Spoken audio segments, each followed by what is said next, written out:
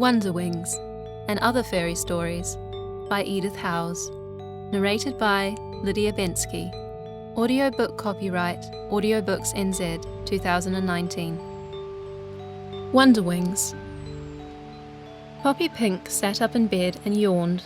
"Why is everybody getting up so early?" she asked. "Is it a holiday?" The older fairies were dressing themselves and brushing their long, fine hair. "Wonderwings is coming to see us," they said. "Jump up, little Poppy Pink." "Who is Wonderwings?" she asked. "You will see when you are dressed. Hurry or you will miss her." "Oh dear, I'm so sleepy," said Poppy Pink, and she yawned again. "I don't care about Wonderwings." She snuggled down into the bedclothes again and went to sleep. Presently she was awakened by the sound of the sweetest singing she had ever heard, and a flash of brilliant colour went past her window pane of crystal set in pearl. "That must be Wonderwings," she said. "Oh, I must see her. I hope I am not too late." She sprang from bed and dressed so hurriedly that I am afraid her hair did not receive its due amount of brushing. Then she ran out into the garden. The older fairies stood all in a group, saying loudly, "I will go," and "I will go." And before them, scarcely touching the ground with the tip of her foot, stood poised a glorious fairy, taller than any other there. She was altogether beautiful, and her wings, as soon as Poppy Pink saw them, she knew why the visitor had been called Wonderwings, for they reached high above her head and almost to the ground, and they glowed with so many colours that it seemed as if 1,000,000 jewels had been hung upon them and had stuck, growing into 1,000,000 flashing stars that made 1,000,000 little rainbows with every sway and movement of her body. "How lovely! Oh, how lovely!" cried Poppy Pink. She crept nearer to the beautiful fairy and sat among the daisies at her feet. "See," she cried, "my wings are small and colourless. Tell me how I may grow wings like yours." Just as little girls adore beautiful hair, so do little fairies adore beautiful wings.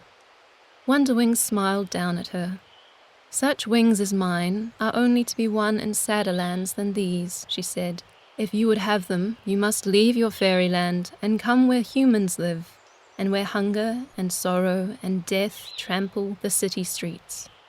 "I will come," cried Poppy Pink. "I will come." "Come then," said Wonderwings. She took the little fairy's hand, and up they all rose into the clear air, flying far and far away, till they left their fairyland behind, and came at last to the sadder lands where humans lived. There Wonderwings showed them where hunger and sorrow and death trampled the city streets, and the band of fairies flew lower and lower to look. "The children tumble and fight in the dirty lanes and cry for bread," cried Poppy Pink. "The little ones, I cannot bear to hear them sob." "Perhaps you can help them," said Wonderwings. "I am only a little fairy. What can I do?" asked Poppy Pink. "I have no bread to give them." She flew a little lower to gaze at them more nearly. "What can I do?" she asked again. No answer came. She looked around and found herself alone. Wonderwings and the older fairies had in a moment gone from sight.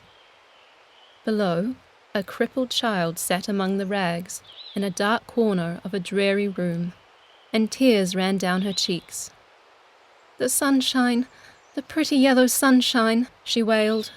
"If only I could run and play in the pretty sunshine." "Here is something I can do," thought Poppy Pink.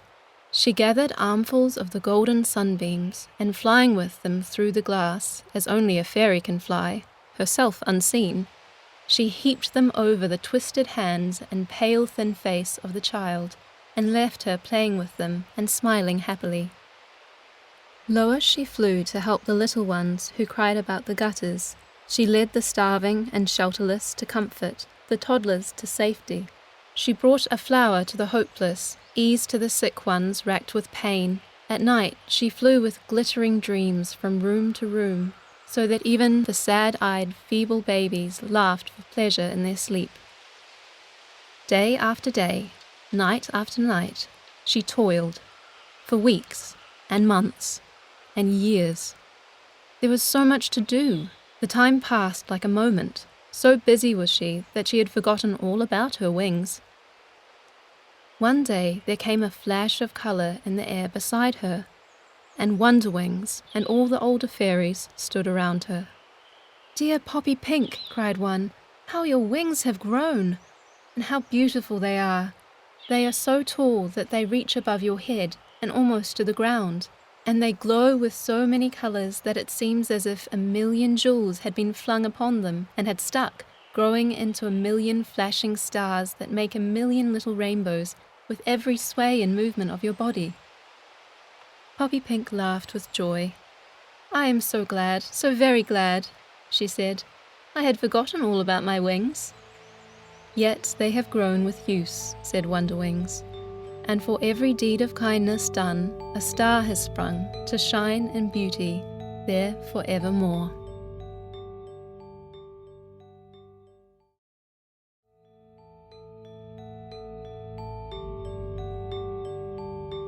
The Magic Mirror. There was once a wise old king in a far-off land who said to himself, "I have a daughter as well as a son. Why should she not have a kingdom too? I will see to it at once." He called the chief mapmaker to him and said, "Make a map of my kingdom and divide it by a line so evenly that each part shall be exactly half. There must not be 1 hair's breadth more on the east of the line than on the west."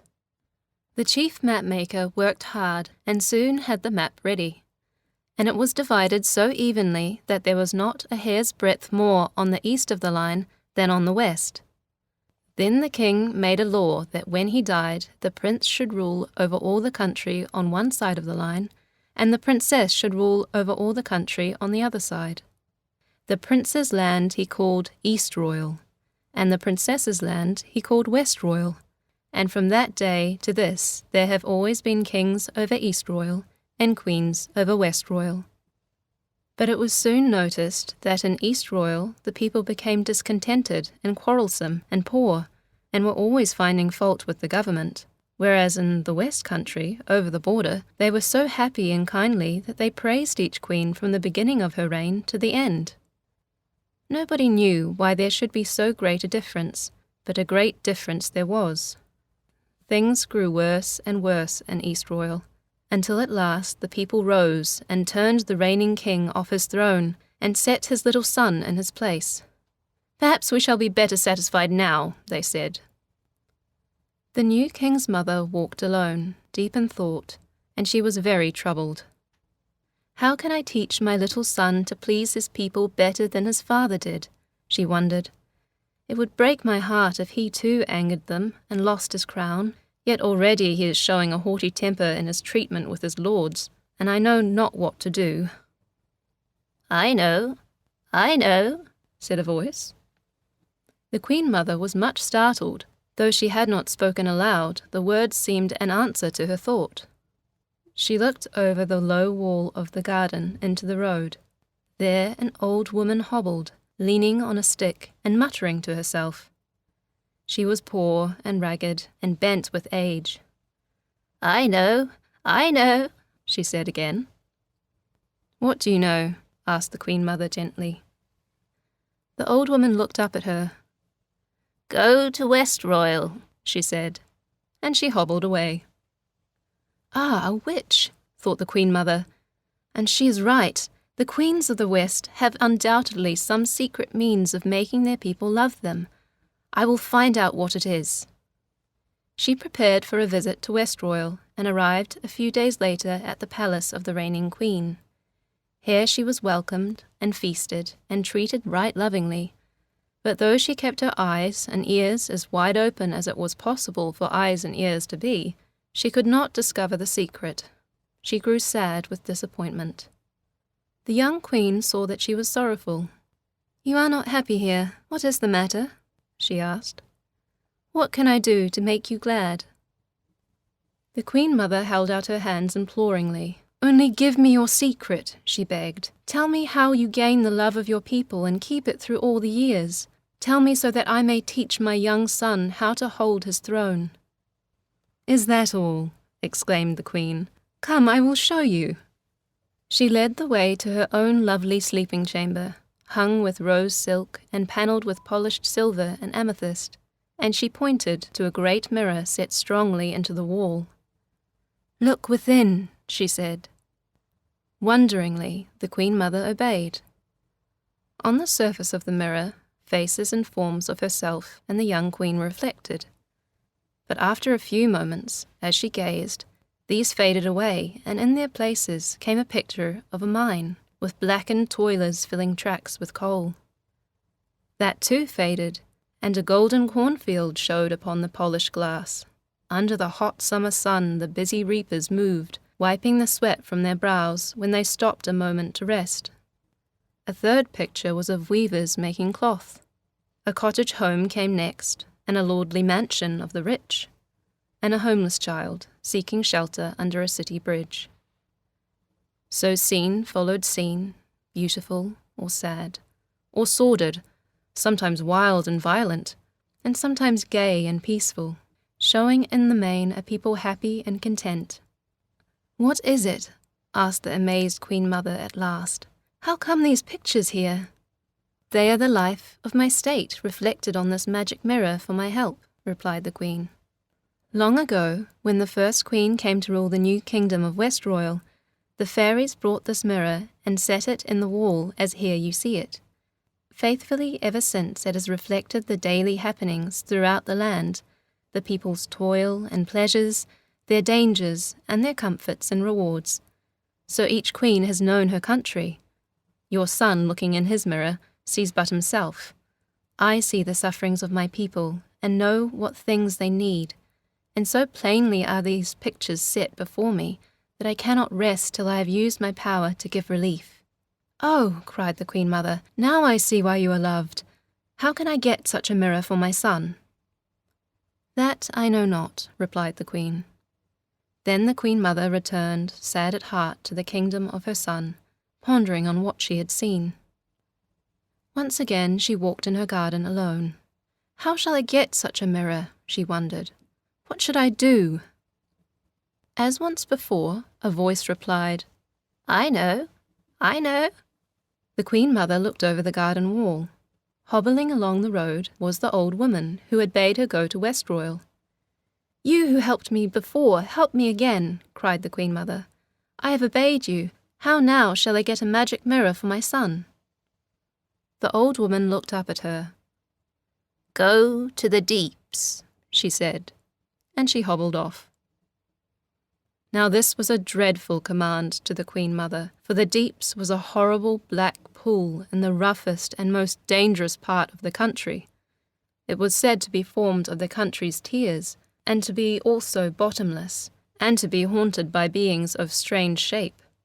There were stories of their mysterious power and evil ways.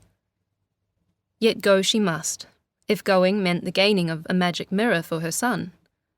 And she must go alone, for only so could any seeker find the pathway to the pool, or so it was said. "I will go at once, before my courage fails," she said. And she left her sheltered garden and set off across the land. She had many weary miles to travel, past villages and towns and fields, and she was footsore and faint when at last she reached the winding track that led between the darkening hills. Yet on she went, following the murmur of a tiny stream that dropped through thick-set bushes into the shadowed valley. On she went still, and now the darkness came, and she had lost her way. She stumbled over fallen logs, pushed with bleeding hands and torn clothes through bramble wildernesses, and found at last her way again to the narrow track beside the little stream that murmured in the dark. On she went, and down. The stream suddenly widened into a round blackness, open to the sky, but walled in by jagged rocks. It was the pool. Utterly spent through weariness and fear, she sank down among the rocks to rest, and waited there for what might come to her. Strange rustlings sounded round the rocks. Strange forms loomed close beside her. Strange voices asked her, "What are you? Why come you to our haunts?" Though her heart was sick with dread, she answered boldly in a firm, clear voice, "Give me a magic mirror for my son, that he may learn to rule." There was a flash, and the pool and all the rocks were lit by a light brighter and softer than that of the moon or stars. All around her stood the beings who had loomed so strangely in the darkness.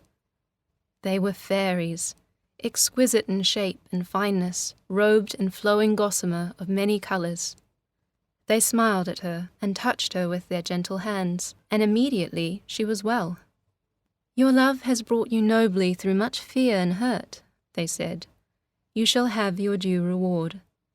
Look into the deeps." One took her hand and led her to the edge, and the Queen Mother, fearless and smiling now, looked down into the fathomless water of the pool. As she gazed, ripples came upon its surface. They broke away into shining cascades of diamonds and pearls, and between them appeared the face and shoulders of the old woman of the road. "I have your magic mirror," she cried. "It is formed of the lowest teardrops of the deeps." She sprang out and trod the water to the shore, and as she went, her rags fell from her, and she rose into the air, a shining queen of fairies, more beautiful than any other there, holding in her hand a tiny, gleaming mirror. "Come," she said, "let us set it in its place." She touched the Queen Mother's hand, and in a flash they were all at the palace, within the young king's sleeping chamber of turquoise and gold. There, as he lay asleep, the fairies set the mirror in its place with magic words, and as it touched the wall it lengthened out and widened, till it stood as large as that of the young queen across the borderline. Over the polished glass began to float the pictures of the country's life. "How can I show my gratitude?" the Queen Mother asked. But the fairies were gone. Next morning, when the little king awoke, he ran to see the fine new mirror in his room. He gazed and gazed upon the strange, entrancing pictures that came on it, and every day he spent long hours at the mirror. And as he learned to recognize the hardships and the sufferings of his people, his heart grew hot to give relief, and he was no more haughty, but used his power to ease their woes. So in East Royal, as in West Royal, there was content, and the people loved their king and praised him through all his days until the end. And all the kings who followed after him ruled wisely and were loved.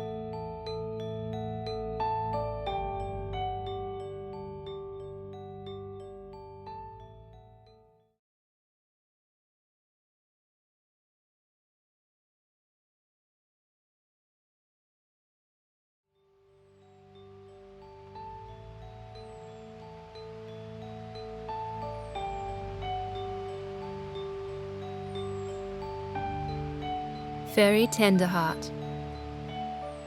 Little Fairy Tenderheart was weeping. She sat on the ledge that overlooked the world, and her tears fell fast. In twos and threes her sisters flew from fairyland to put their arms about her, but none could comfort her. "Come dance and sing with us and forget your grief," they said. She shook her head. "The terrible fighting," she said. "See where far below men rage, killing each other?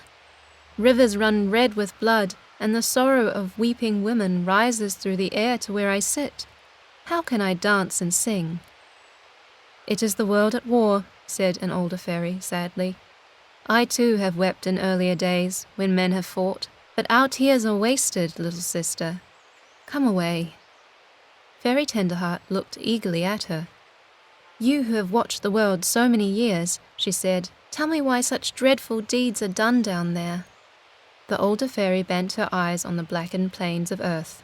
"I cannot tell you that," she slowly said. "We watch and pity, but we cannot know what works in the hearts of men, that they should gather in their millions to destroy their brothers and themselves.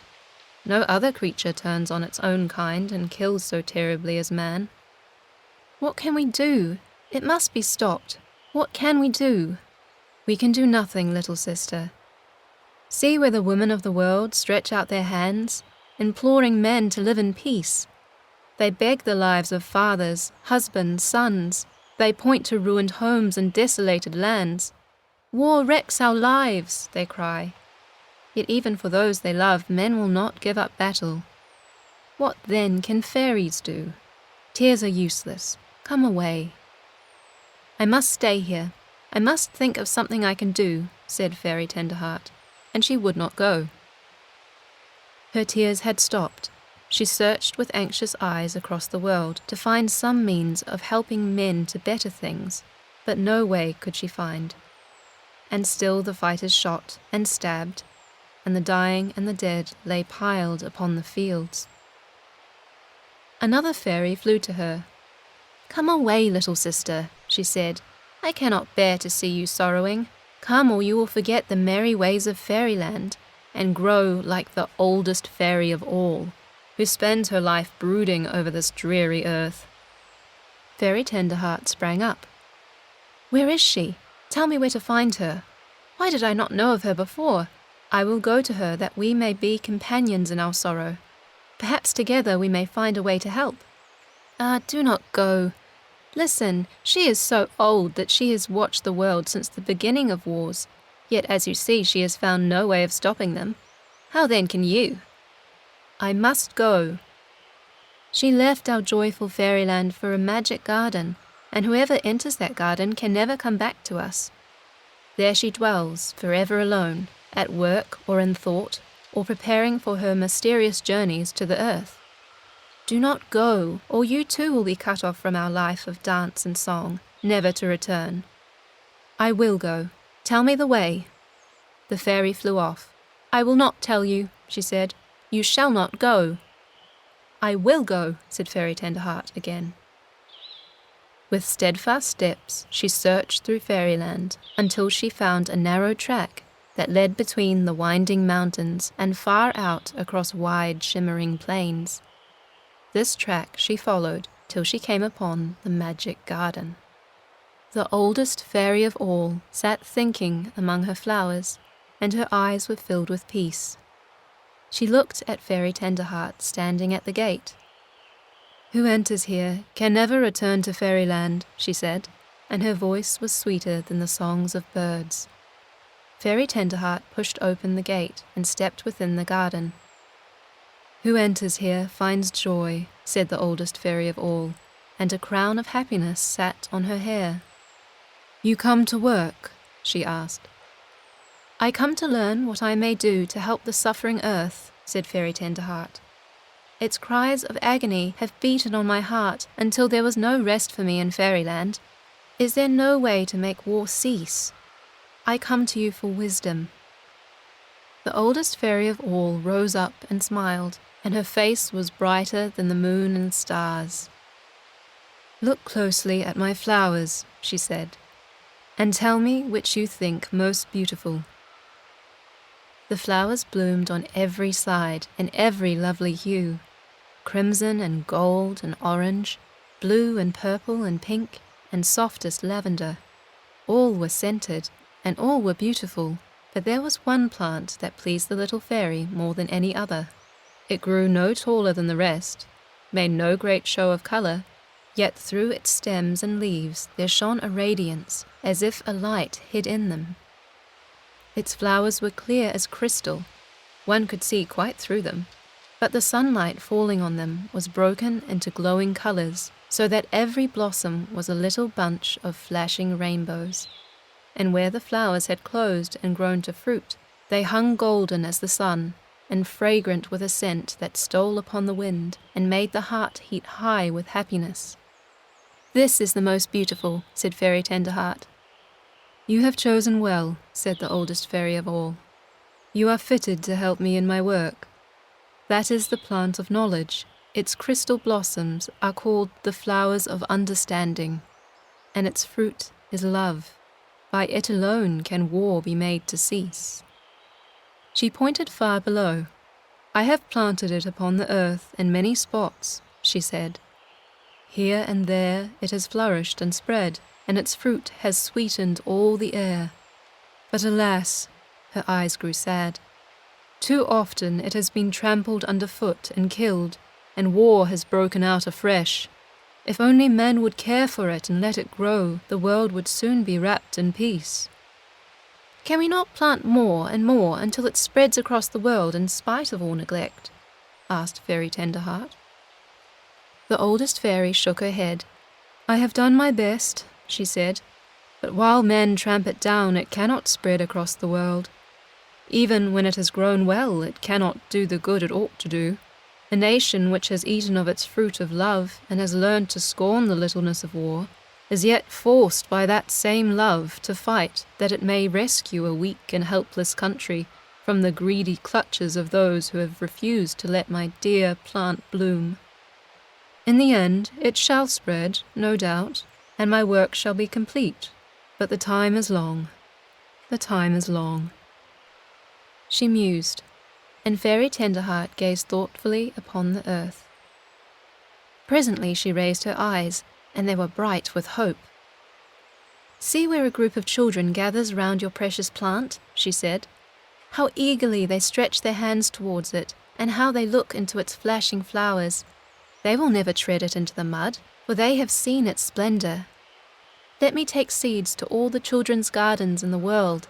The children, they will welcome your plant of knowledge with its flowers of understanding, and when they have tasted its fruit of love, they will grow up scorning war, and the world will live in peace."